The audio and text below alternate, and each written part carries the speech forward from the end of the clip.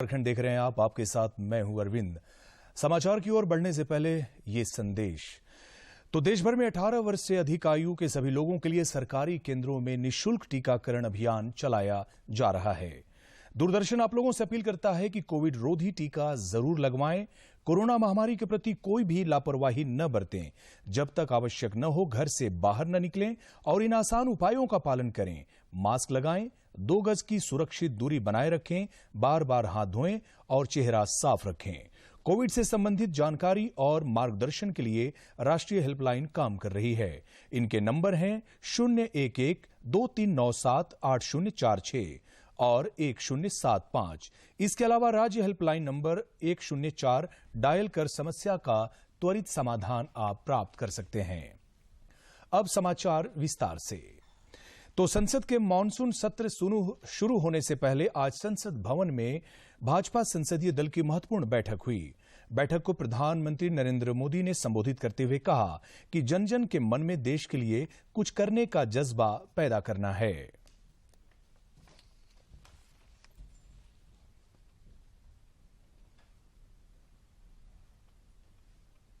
सभी सांसद जुड़े, इसके लिए उन्होंने एक सेंट्रल आइडिया दिया।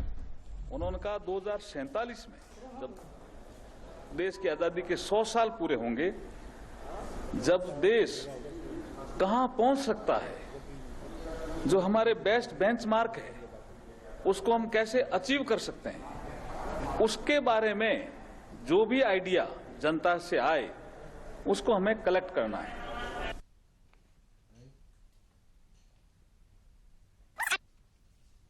संसद के मानसून सत्र के दौरान विपक्षी सदस्यों का भी हंगामा सदन में जारी रहा। विपक्षी सदस्यों के हंगामे के कारण लोकसभा अध्यक्ष ओम बिरला ने पहले 11:15 और बाद में 12 बजे तक के लिए संसद की कार्यवाही स्थगित कर दी। इससे पहले लोकसभा में 2 महत्वपूर्ण लोगों को श्रद्धांजलि भी अर्पित की गई।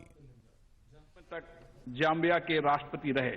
जाम्बिया के लिए स्वतंत्रता संग्राम के दौरान उन्होंने भारतीय स्वतंत्रता संग्राम और महात्मा गांधी से विशेष प्रेरणा ली थी। उनका भारत से विशेष प्रेम था और उन्होंने भारत की अनेक बार यात्राएं भी की थी। वे पूरे अफ्रीका के सबसे सम्मानित नेताओं में से एक थे। उनका निधन 97 वर्ष की आयु में 17 जून 2021 को लुसाका, जाम्बिया में हुआ। ये सभा इन महान विभूतियों के निधन पर शोक व्यक्त करती है तथा उनके परिजनों को अपनी संवेदना व्यक्त करती है। उनके सम्मान में अब सभा कुछ देर के लिए मौन रहेगी।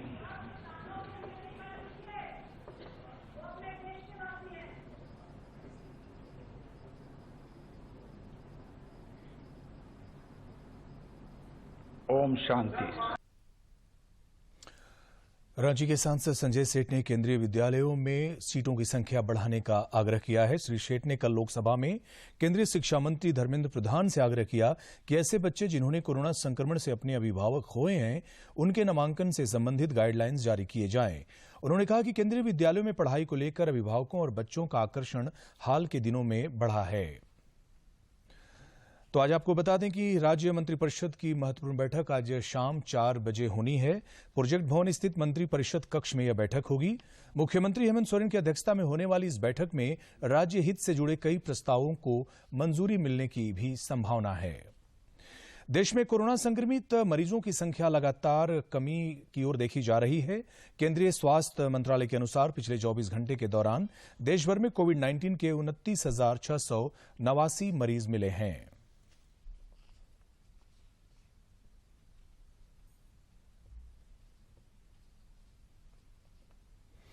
उधर झारखंड की अगर बात करें तो झारखंड में पिछले 24 घंटे के दौरान 37 नए मरीजों की पहचान की गई है। राज्य में लगातार नए मरीजों की संख्या में कमी आई और बढ़ते स्वास्थ्य दर के कारण अब सक्रिय मामलों की संख्या 246 रह गई है।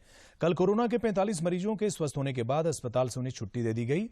राज्य में पिछले 24 घंटों के दौरान कोविड-19 के 54,215 सैंपलों की जांच की गई। इसके साथ ही अब तक 1,13,72,890 सैंपलों की जांच हो चुकी है, जिसमें 3,46,983 लोग संक्रमित पाए गए। झारखंड के मुख्य सचिव सुखदेव सिंह ने राज्य में टीकाकरण की स्थिति और संभावित तीसरी लहर की तैयारियों को लेकर स्वास्थ्य विभाग के अधिकारियों के साथ कल समीक्षा बैठक की। बैठक में उन्होंने तीसरी लहर की पुख्ता तैयारी करने और वैक्सीनेशन कार्यों में तेजी लाने के निर्देश दिए। मुख्य सचिव ने कहा कि खासकर दूरस्थ इलाकों में टीकाकरण कार्य में तेजी लाएं। श्री सिंह ने इस दौरान ऑक्सीजन प्लांट की अद्यतन स्थिति की भी समीक्षा की। उन्होंने राज्य में पीएम एंड केयर फंड और राज्य मद से स्वीकृत ऑक्सीजन प्लांट की स्थिति की भी समीक्षा की और ससमय उसे पूरा करने का निर्देश अधिकारियों को दिया। तो वैश्विक महामारी कोविड-19 वायरस की संभावित तीसरी लहर को लेकर राज्य भर में विशेष तैयारियां की जा रही है। इसी क्रम में गिरिडीह जिले के अस्पतालों में भी मेडिकल ऑक्सीजन की उपलब्धता सुनिश्चित कराने को लेकर संयंत्र स्थापित करने का काम युद्ध स्तर पर जारी है। तो देश में कोविड के खिलाफ जारी जंग में टीकाकरण अभियान तेज गति से जारी है। देश में पिछले 24 घंटे के दौरान 66,03,000 से ज्यादा लोगों को कोविड के टीके लगाए गए हैं।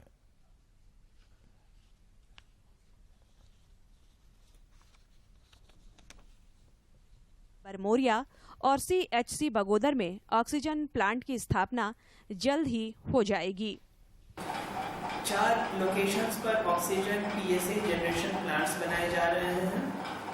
ANM हॉस्पिटल, NCH चैताडी, सदर अस्पताल तथा CHC बगोदर का चयन इन प्लांट्स को स्थापित करने के लिए किया गया है। गिरिडीह के इन सभी अस्पतालों में DG सेट और ट्रांसफार्मर भी उपलब्ध होगा और यहां 500 से लेकर 1000 लीटर प्रति मिनट ऑक्सीजन का उत्पादन संभव होगा। सेपरेट ट्रांसफार्मर 100 kV का और 200 kV कई सारे लोकेशंस पर स्थापित किया जा रहा है। सदर अस्पताल में 1000 लीटर्स पर मिनट का ऑक्सीजन PSA प्लांट स्थापित हो रहा है और शेष तीनों लोकेशंस ANM हॉस्पिटल, NCH चैताडी तथा CHC बगोदर में।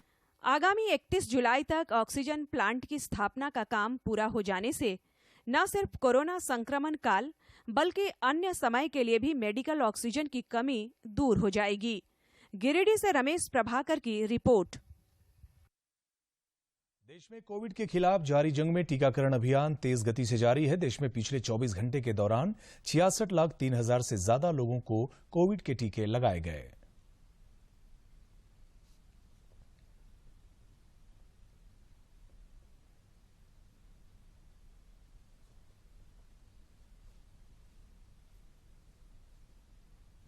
इधर झारखंड में भी कोरोना रोधी टीकाकरण की गति में तेजी आई है। कोरोना से संभावित तीसरी लहर पूर्व वैक्सीनेशन पर काफी जोर दिया जा रहा है। पिछले 3-4 दिनों से टीकाकरण अभियान ने रफ्तार पकड़ी है।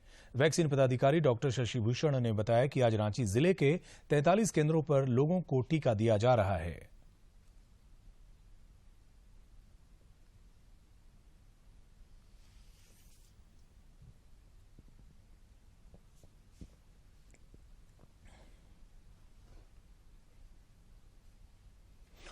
राज्यपाल रमेश बैस से राज्य के मुख्य सचिव सुखदेव सिंह ने राजभवन में कल मुलाकात की। मौके पर राज्यपाल ने मुख्य सचिव से केंद्र और राज्य सरकार की विभिन्न योजनाओं पर चर्चा की। राज्यपाल ने केंद्र की लंबित योजनाओं की भी जानकारी ली, साथ ही साथ राज्य के विकास कार्यों की भी जानकारी ली। केंद्र सरकार ने मसूर दाल पर आयात शुल्क हटा दिया है। मसूर पर कृषि और अवसंरचना विकास उपकर में भी कटौती की गई है और इसे 20% से 10% कर दिया गया है। इस कदम से घरेलू आपूर्ति में तेजी आएगी और कीमतें बढ़ने पर रोक लगेगी। केंद्र सरकार ने मसूर दाल पर आयात शुल्क हटा दिया है। मसूर पर कृषि और अवसंरचना विकास उपकर में भी कटौती की गई है और इसे 20% से 10% कर दिया गया है। इस कदम से घरेलू आपूर्ति में तेजी आएगी और कीमतें बढ़ने पर रोक लगेगी। वित्त मंत्री निर्मला सीतारमण ने संसद के दोनों सदनों में इससे संबंधित अधिसूचना पटल पर रखी। संशोधित सीमा शुल्क और उपकर आज से लागू हो जाएंगे। अधिसूचना के अनुसार अमेरिका को छोड़कर अन्य देशों से निर्यात किए गए मसूर दाल पर सीमा शुल्क समाप्त कर दिया गया है। अमेरिका से निर्यातित मसूर दाल पर प्राथमिक सीमा शुल्क 30% से कम करके 20% कर दिया गया है। अधिसूचना में कहा गया है कि इससे 11,000 करोड़ रुपए के अनुमानित राजस्व का प्रभाव पड़ेगा। चालू खरीफ सीजन में रिकॉर्ड दाल की खरीदारी की गई है। केंद्रीय मंत्री अनुराग ठाकुर ने अपने ट्वीट संदेश में यह जानकारी दी। जनजातीय मामलों के केंद्रीय मंत्री अर्जुन मुंडा ने कल नई दिल्ली स्थित उनके आवास पर गिरिडीह के सांसद चंद्र प्रकाश चौधरी, जमशेदपुर के सांसद विद्युत वरण महतो और पुरुलिया के सांसद ज्योतिर्मय सिंह महतो ने बैठक की।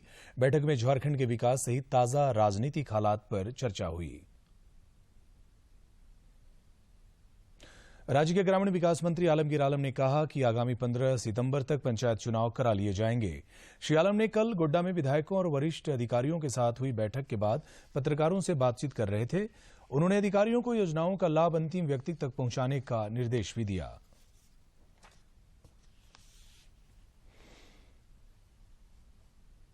मनरेगा आयुक्त राजेश्वरी बी ने मनरेगा के तहत काम करने वाले मजदूरों को समय से मजदूरी भुगतान करने और आपसी समन्वय स्थापित कर रिजेक्टेड ट्रांजैक्शन को सुधरवाने का निर्देश दिया। उन्होंने इस संबंध में सभी उप विकास आयुक्तों और पोस्ट ऑफिस के अधिकारियों के साथ वर्चुअल बैठक की। इसके अलावा मनरेगा आयुक्त ने विभाग में रिक्त पड़े पदों को अविलंब भरने का भी निर्देश जारी किया। गढ़वा शहर में कल कई होटलों और दुकानों में खाद्य सामग्रियों की शुद्धता की जांच की गई। जांच में लगभग सभी दुकानों में दूध से बनी वस्तुएं और लड्डू में मिलावट पाई गई। मौके पर जिला खाद्य पदाधिकारी ने सभी दुकानदारों को खाद्य अधिनियम के तहत पंजीकृत करने को भी कहा है।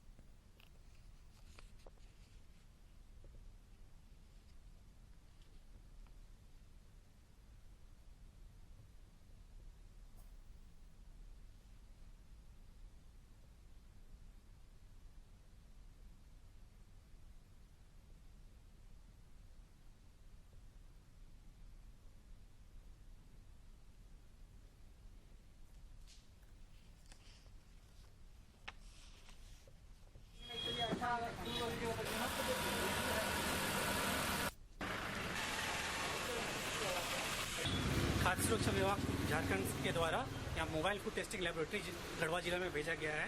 यहाँ पर इस लेबोरेटरी के जो द्वारा ऑन द स्पॉट सभी खाद्य सामग्री का ऑन द स्पॉट जांच किया जा रहा है।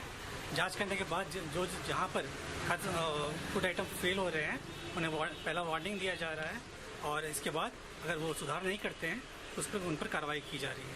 इनका इस अभियान का मेन मकसद है कि सब पर पूरा गढ़वा में जागरूकता फैलाना। तो आदेश निर्देश दिया गया है कि सुधार नहीं होने पर सभी पर कानूनी कार्रवाई की जाएगी।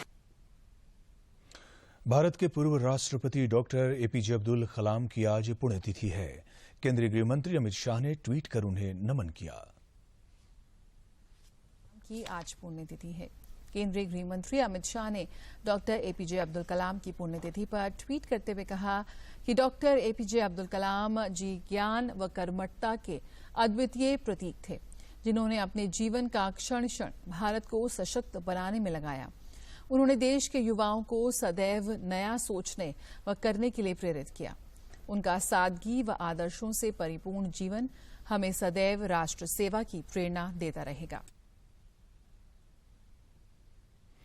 प्रधानमंत्री नरेंद्र मोदी ने केंद्रीय रिजर्व पुलिस बल की स्थापना दिवस पर बधाई दी है। प्रधानमंत्री ने ट्वीट कर कहा कि सभी साहसी जवानों को बधाई। प्रधानमंत्री नरेंद्र मोदी ने केंद्रीय रिजर्व पुलिस बल के स्थापना दिवस पर बधाई दी है। पीएम मोदी ने ट्वीट करते हुए कहा कि सीआरपीएफ के स्थापना दिवस पर सभी साहसी जवानों और उनके परिवार को बधाई। सीआरपीएफ अपनी वीरता और दक्षता के लिए जानी जाती है। भारत के सुरक्षा तंत्र में इसकी अहम भूमिका है। राष्ट्रीय एकता को आगे बढ़ाने में उनका योगदान सराहनीय है। टोक्यो ओलंपिक में पुरुष हॉकी के पूले में भारत ने स्पेन को 3-0 से हरा दिया है। भारत की ओर से रुपिंदर पाल सिंह ने 2 जबकि सिमरनजीत सिंह ने 1 गोल किया। क्वार्टर के खत्म होने से पहले भारत के सिमरनजीत सिंह ने फील्ड गोल कर टीम को 1-0 से आगे कर दिया। इसके कुछ देर बाद ही रुपिंदर पाल सिंह ने पेनल्टी स्ट्रोक पर गोल कर भारत को 2-0 से आगे कर दिया। भारतीय टीम ने 2 गोल किए अपनी इस बढ़त को मैच के अधिकांश समय तक बरकरार रखा। अंतिम क्वार्टर में रुपिंदर पाल सिंह ने अपना दूसरा और टीम का तीसरा गोल कर भारत की 3-0 से जीत तय कर दी। ग्रुप ए में भारत की तीनों मैचों में ये दूसरी जीत है। इस जीत के साथ भी भारत की क्वार्टर फाइनल में पहुंचने की संभावना अब मजबूत हो गई है। उधर टोक्यो ओलंपिक में मनु भाकर और सौरभ चौधरी की जोड़ी 10 मीटर मिश्रित युगल फाइनल में पहुंचने से चूक गई। बेहतरीन प्रदर्शन करने के बाद क्वालिफिकेशन राउंड 2 में 380 अंकों के साथ दोनों निशानेबाजों ने 7वां स्थान हासिल किया। इस तरह से वो मेडल जीतने से चूक गई। कोरोना का खतरा अभी टला नहीं है। दूरदर्शन झारखंड आप सबों से अपील करता है कि आप खुद भी मास्क पहनें तथा दूसरों को भी मास्क पहनने के लिए प्रेरित करें और सामाजिक दूरी के दिशा निर्देशों का पालन करें। मास्क के उपयोग को लेकर सभी के सहयोग से मास्क अप इंडिया अभियान की शुरुआत हुई है, जो डीडी न्यूज और उससे जुड़े सोशल मीडिया प्लेटफॉर्म पर जारी रहेगा। कोरोना को हराना है, मास्क जरूर लगाना है।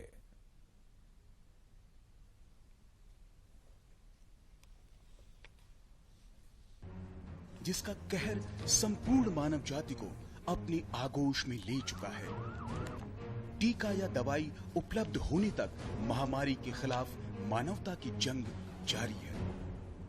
ऐसे में सबसे जरूरी है सावधानी और बचाव। फेस मास्क कोरोना से रोकथाम का सबसे प्रभावी उपाय साबित हुआ है। विश्व स्वास्थ्य संगठन और विशेषज्ञों की शोध का भी यही निष्कर्ष है कि मास्क से मुंह और नाक को अच्छी तरह ढककर कोरोना संक्रमण को कम किया जा सकता है। कोरोना संक्रमण से बचाव के लिए मास्क पहनने के साथ ही जरूरी है मास्क को सही तरीके से पहनना।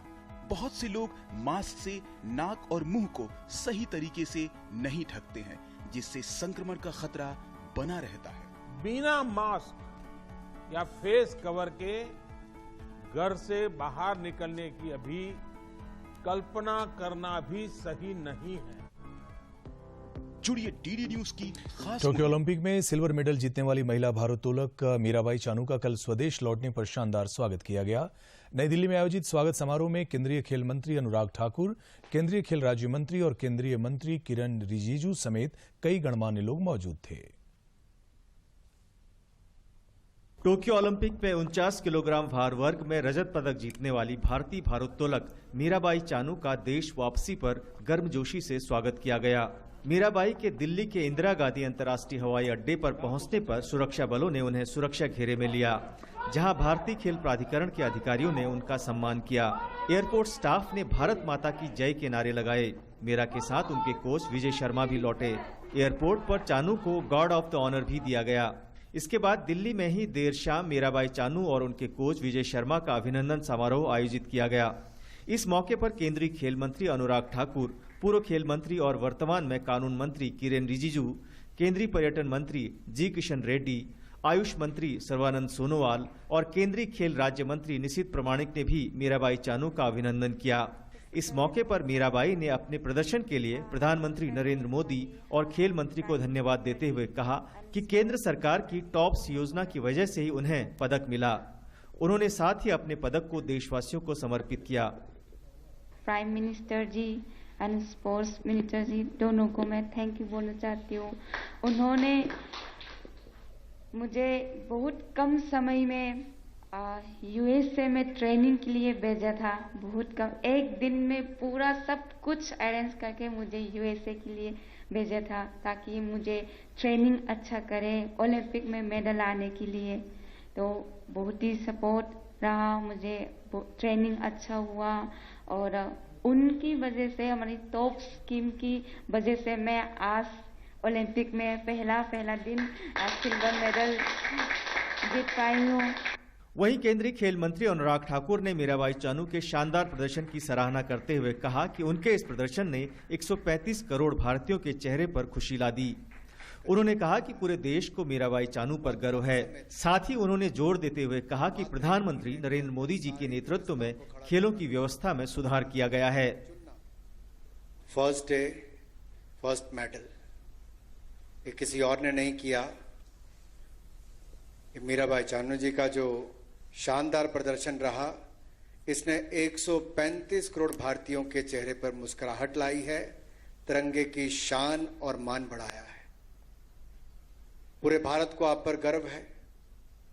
कोविड पेंडेमिक के समय कोई आसान काम नहीं था, ये बहुत बड़ी चुनौती थी, लेकिन उसके बावजूद एंड टू एंड सपोर्ट देने का काम भारत सरकार ने किया है।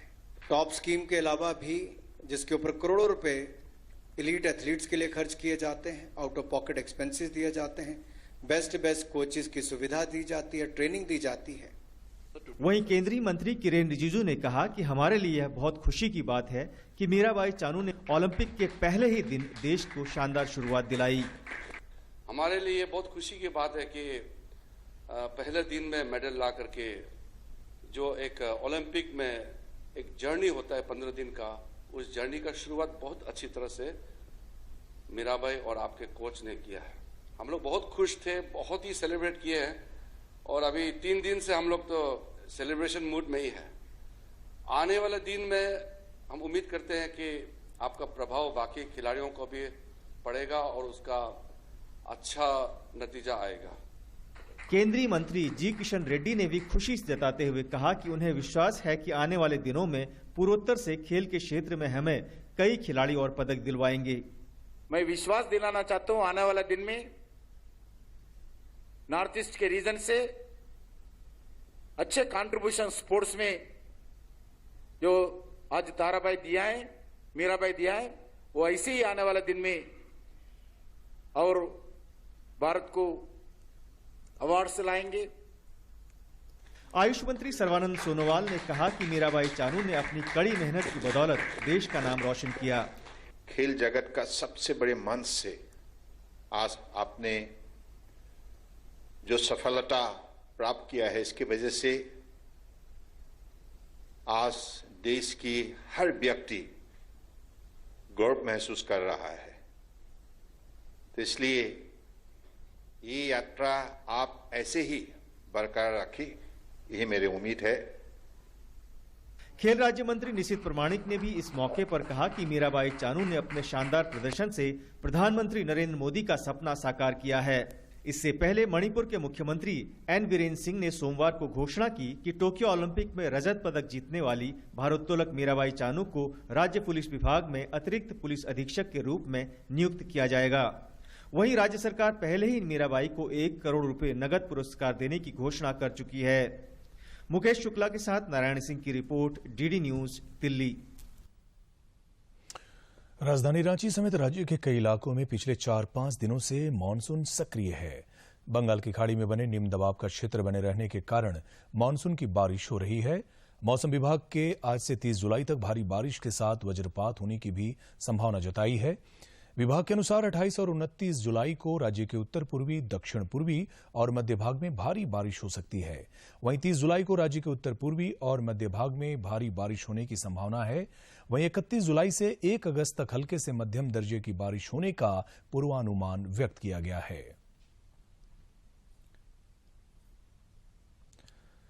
प्रतिभा कभी किसी परिचय की मोहताज नहीं होती, वह तो मौका मिलते ही खिल उठती है।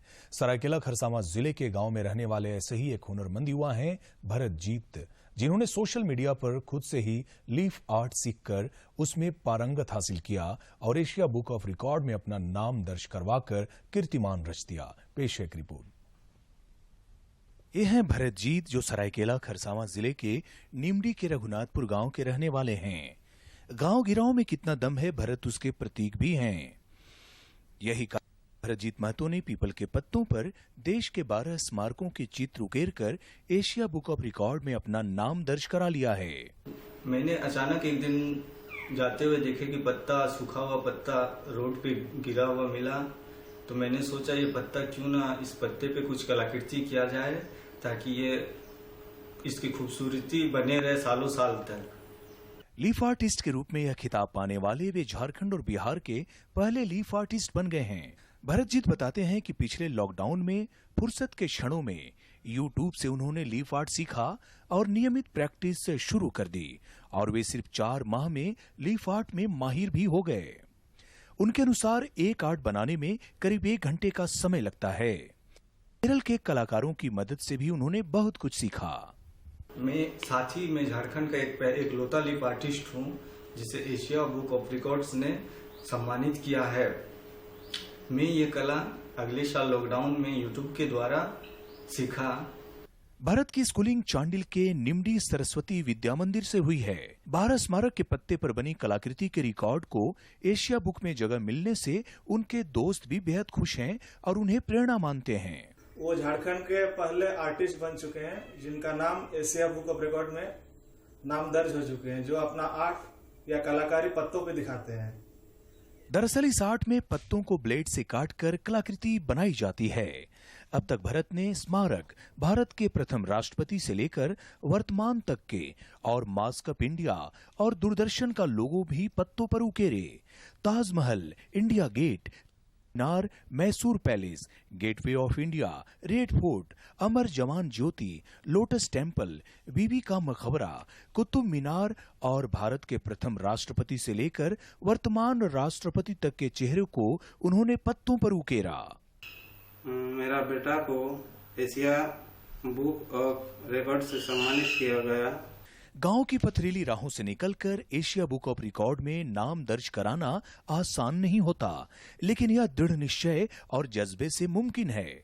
निसंदेह ग्रामीण इलाकों में प्रतिभाओं की कोई कमी नहीं, बस जरूरत है उन्हें अपनी कला को दिखाने का एक बेहतरीन मंच मिल जाए, और भरतजीत महतो आज उस उपलब्धि के उदाहरण भी बन गए हैं। सरायकेला खरसावां से दूरदर्शन के लिए अनूप मिश्रा की रिपोर्ट। दूरदर्शन झारखंड पर पल पल की खबरों से जुड़े रहने के लिए आप हमारे social media platform Twitter, Facebook और यूट्यूब से भी जुड़ सकते हैं, क्योंकि खबरों से जितना बाखबर रहना जरूरी है, उससे ज्यादा जरूरी है सटीक, संतुलित और निष्पक्ष समाचार। हमारा ट्विटर हैंडल और फेसबुक पेज है डीडी न्यूज झारखंड। आप हमें YouTube channel Jharkhand DD news पर भी देख और सुन सकते हैं।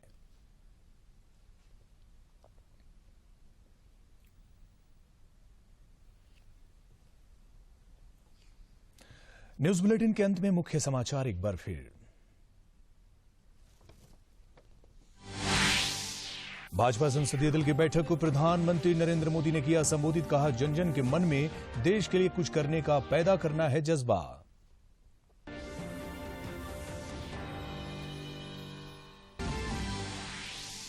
राज्य मंत्रिपरिषद की महत्वपूर्ण बैठक आज। राज्यहित से जुड़े कई प्रस्तावों को मंजूरी मिलने की आज संभावना।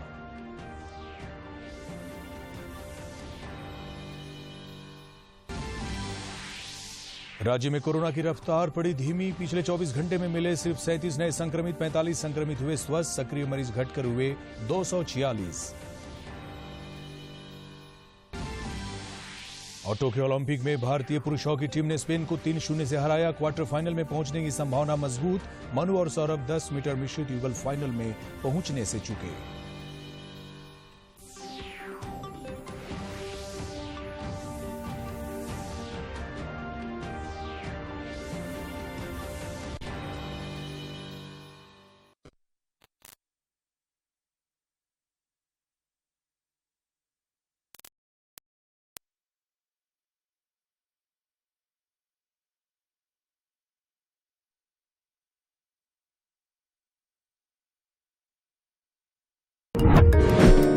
प्यारे बच्चों, कोविड-19 के कारण आप सभी अपने अपने घरों में रहकर ही अपनी पढ़ाई कर रहे हैं। ऐसे समय में आप अपनी पढ़ाई को रोचक तरीके से सीख समझ सकें, इसके लिए झारखंड सरकार द्वारा प्रस्तुत किया जा रहा है हमारा दूरदर्शन हमारा विद्यालय कार्यक्रम। इसके माध्यम से आप प्रत्येक दिन सोमवार से शुक्रवार तक पूर्वाह्न 10 से 12 तथा अपराह्न 1 से 2 बजे तक अपनी अपनी कक्षाओं के अनुरूप कार्यक्रम देख सकेंगे।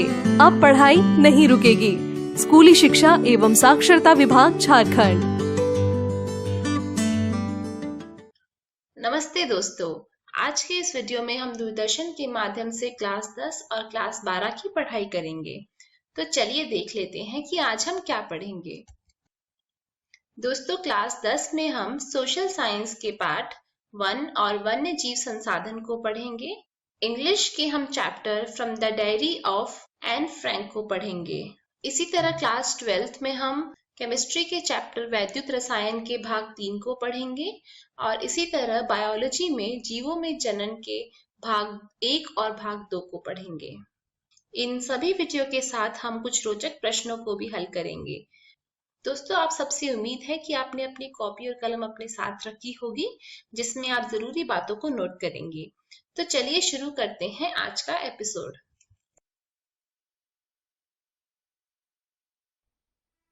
नमस्कार दोस्तों, आज हम एक और नया अध्याय पढ़ने वाले हैं। अध्याय का नाम है वन एवं वन्यजीव संसाधन। आज हम इस अध्याय का पहला भाग पढ़ेंगे। तो चलिए इस अध्याय